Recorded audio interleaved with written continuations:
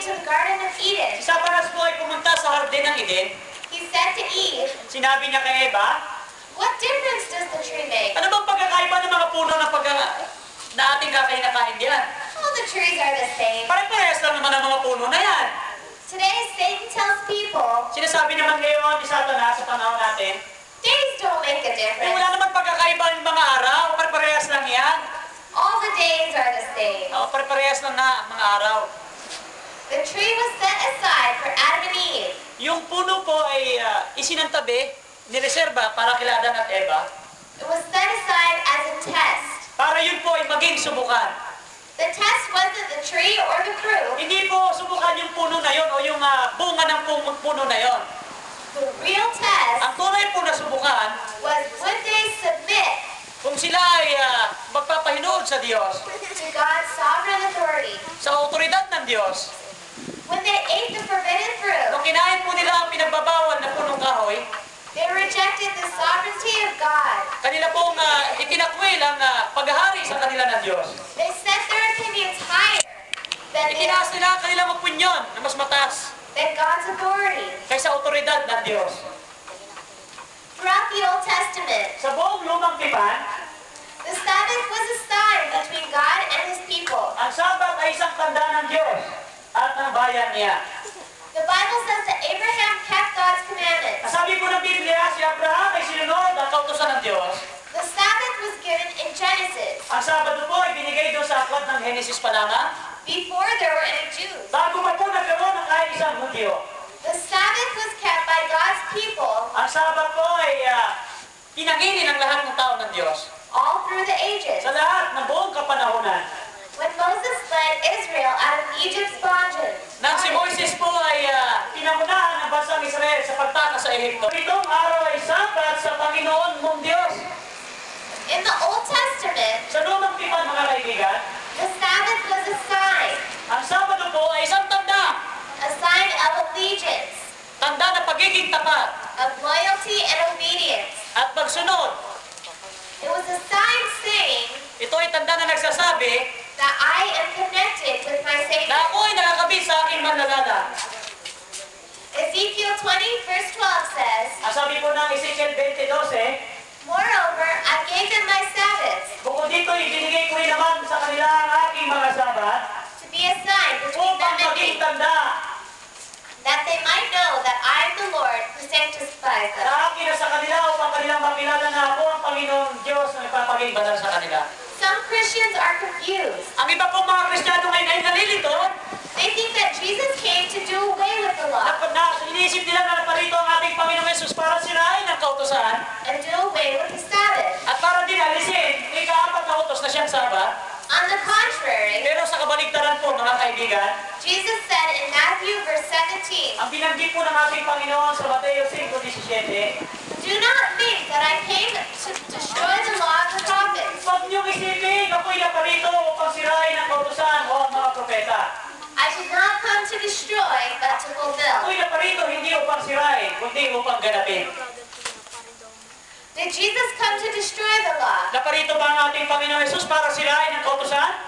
So he says, thou not commit adultery, Sabi niya, huwag kang mga ngalumya, thou shalt not kill, huwag kang papatay, thou shalt not steal, huwag kang magnanakaw, thou shalt not remember the Sabbath. huwag mong alalahanin ang araw ng Sabado. So people think that he came to get rid of it, all these Akala ng laws. mga tao naparito siya para sirain ang lahat ng mga iyon. But this isn't true. Pero ito ang katotohanan. Did Jesus keep the Sabbath or destroy it? Ito ang tanong mga kaibigan ngayong gabi. Ang ating Panginoon ba, Panginoong Yesus ay nangiling ba ng araw ng Sabado?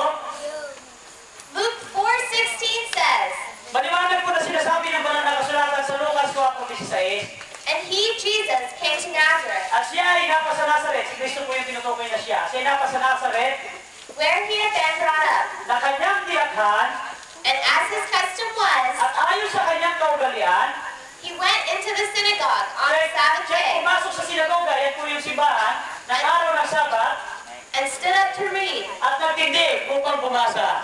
On the Sabbath, Jesus announced Nang araw po ng Sabado ay sinabi ng ating Panginoong Yesus he was the Messiah. na siya ang Mesiyas. He had been reading from Isaiah. Binabasa niya yung aklat ni Isaiah. Katulad po na nasa drawing.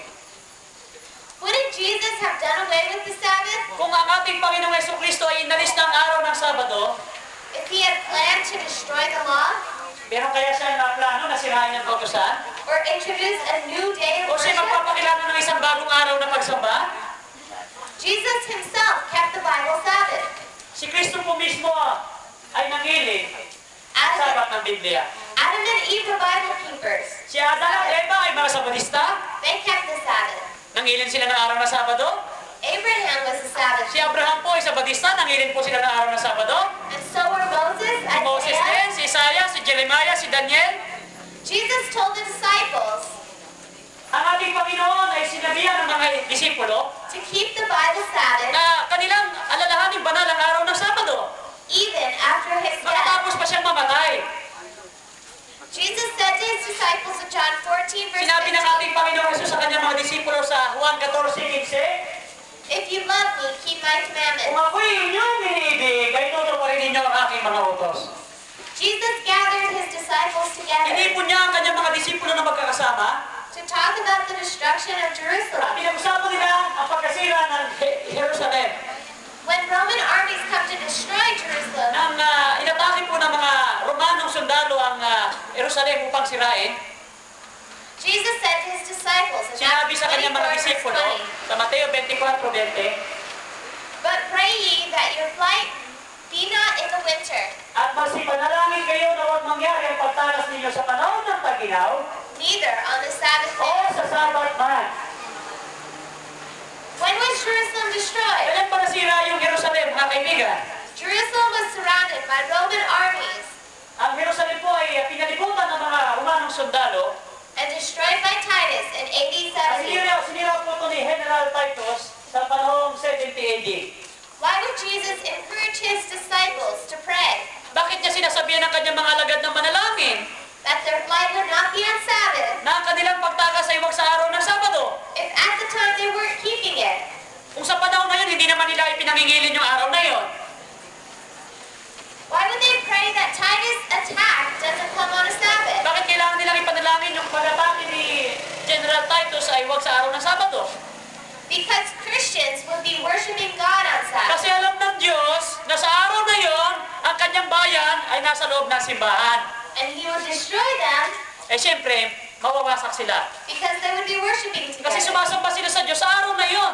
Any other day, Eh, yung ibang araw, the gates would be open. yung mga gate ay nakasarado.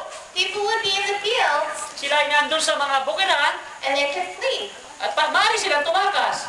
Jesus intended the Christians to be keeping Sabbath. Ang intensyon mo ng ating Panginoong Jesucristo na pananatiling mangilin sila ng Sabado After he left them. kahit pa umakyat na siya sa langit. In the New Testament, Sa bagong tipan po mga kaibigan, it says 84 times 84 na beses that the disciples kept the Bible Sabbath. na nakasulat sa Biblia na ipinangilin ng mga alagad niya ang araw ng Sabado. The disciples loved Jesus enough to obey him. Mahal ng mga disipulo ng ating Panginoong Jesus kaya sila sinundan niya. Acts 13 verse 14 says, Nakasulat po sa Gawa 13, versikulo 14, speaking of the disciples, pinag-usapan po dito ang mga disipulo they went into the synagogue at sila nagsipasok sa sinagoga, yan po yung simbahan, on the Sabbath day and sat down. at ng araw ng Sabat at nagsiupo. Paul went to the synagogue to convert Jews. Si Apostol Pablo po ay pumunta sa sinagoga upang hikayatin ang mga Hudyo. Acts 13, 42 and 44, Gawa, Kabanata 13, 42 and 44. the Gentiles begged that these words might be preached to them the next Sabbath. At pagalis nila ay kanilang ipinamandik na salitain sa kanila ang mga salitang ito. Sa Sabat na susunod, The Gentiles said, ang mga hentil ay nagsabi, we want to worship Jesus too. nais naming sambahin si Kristo. On the next Sabbath, Kaya sa sumunod na Sabado, almost the whole city came ay together nagkatipon halos ang buong bayan upang pakinggan to hear the word of God. ang salita ng Diyos. If the disciples were keeping the first day of the week, Kung yung mga disipulo, mga kaibigan, ay ginagawang banal yung unang araw ng isang linggo, and the Gentiles said, ang sasabihin sana ng mga hentil, we want to hear this message too, gusto namin marinig ang mensahe